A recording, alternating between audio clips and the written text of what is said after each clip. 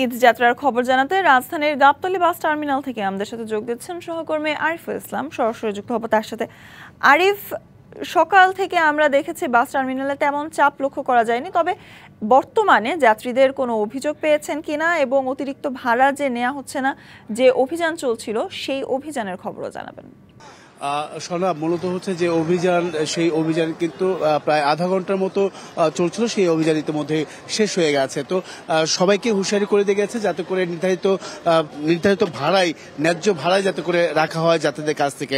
আর আমার পেছনে যে যাত্রীগুলো দেখছেন, মূলত এই যাত্রীগুলো তারা বাস পায়নি, তারা না বাস না পেয়ে বা বাড়তি ভাড়া নেওয়া হচ্ছে এটা নিয়ে কিন্তু তারা বিভিন্ন বিকল্প পথ বেছে নিয়েছে। বিশেষ করে এই যে ছোট ছোট লেগুনা রয়েছে, পিকআপ ভ্যান রয়েছে, আমি পিকআপ ভ্যানেও দেখেছি বাড়ি যেতে। এছাড়াও তারা এই শুধুমাত্র যে পিকআপ ভ্যান তাও কিন্তু না, ব্যক্তিগত গাড়ি রয়েছে, মোটরসাইকেল রয়েছে, যে যেভাবে পারছে আসলে ঈদের আনন্দ, প্রিয়জনের সাথে ঈদের আনন্দ ভাগাভাগি করতে তারা ছুটছে। রাজধানীতে থেকে ছেড়ে যাচ্ছে এই ঈদের ঘরমুখ মানুষ। আর সড়ক পথে আরেকটি বিষয় জানিয়ে রাখি, আমাকে এখানে বাস কাউন্টার বা বাস সংশ্লিষ্ট বা টার্মিনাল সংশ্লিষ্ট যারা রয়েছেন তারা বলছে যে উত্তরবঙ্গে কিছুটা যানজট থাকলেও এই আরিচা মহাসড়কে কিন্তু এখন পর্যন্ত যানজটের কোনো খবর তারা পায়নি।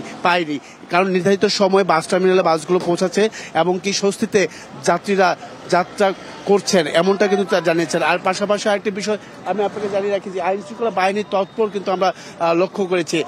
বিশেষ করে এই বাস টার্মিনাল থেকে শুরু করে বিভিন্ন গুরুত্বপূর্ণ পয়েন্টেও কিন্তু এই আইন শৃঙ্খলা বাহিনীর তৎপর লক্ষ্য করা গিয়েছে। এমনকি বিভিন্ন ব্যক্তিগত গাড়ি যেগুলো আছে সেগুলো যখন ভাড়া করার জন্য চেষ্টা করছে যাত্রীরা, সেখানেও তারা বিভিন্নভাবে তল্লাশি করছেন যাতে করে কোনো প্রকার বিশৃঙ্খলার সৃষ্টি না হয়। তো এই ছিল স্বর্ণা এখান থেকে সবশেষ। স্বর্ণা।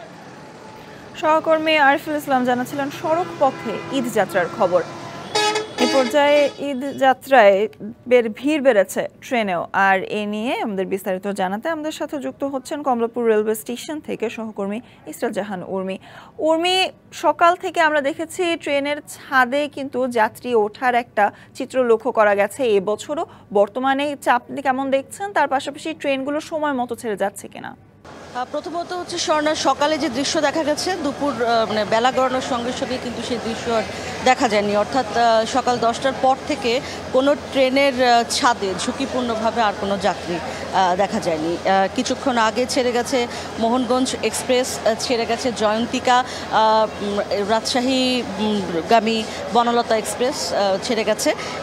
একটার পর একটা ট্রেন ছেড়ে যাচ্ছে এবং আমি খুবই আপনাকে যেমনটি জানাচ্ছিলাম আজ সারাদিনই, যে এর আগে আমরা যতবার বলেছি ঈদের সময়, ঈদ যাত্রার সময় শিডিউল বিপর্যয় হয় ট্রেনের, সেরকম কোনো শিডিউল বিপর্যয় কিন্তু এবছর একেবারেই দেখা যায়নি। অর্থাৎ যদি আসলে কর্তৃপক্ষের সদিচ্ছা থাকে তাহলে শিডিউল বিপর্যয় না করেও যে আসলে স্বচ্ছন্দের যাত্রীরা যেতে পারেন সেটি কিন্তু এবারে দেখা গেল।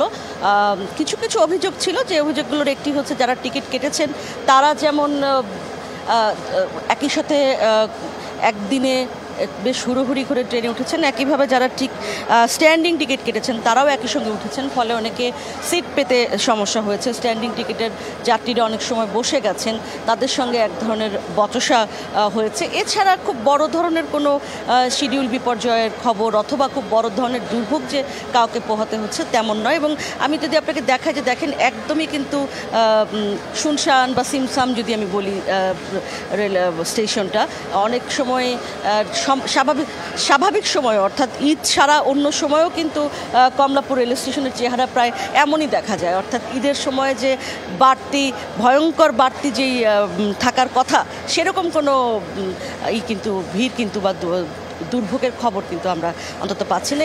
এখানে ট্রেন রয়েছে এটি চট্টলা এক্সপ্রেস, যেটি বিকাল 4:30টায় ছেড়ে যাওয়ার কথা রয়েছে। তো বিকেলের পরে অর্থাৎ সন্ধ্যার পরে আবারও একটু চাপ হওয়ার কথা রয়েছে, যেটি স্টেশন মাস্টার জানাচ্ছেন আমাদের। তা আপাতত এই ছিল আমার কাছে কমলাপুর রেল স্টেশন থেকে।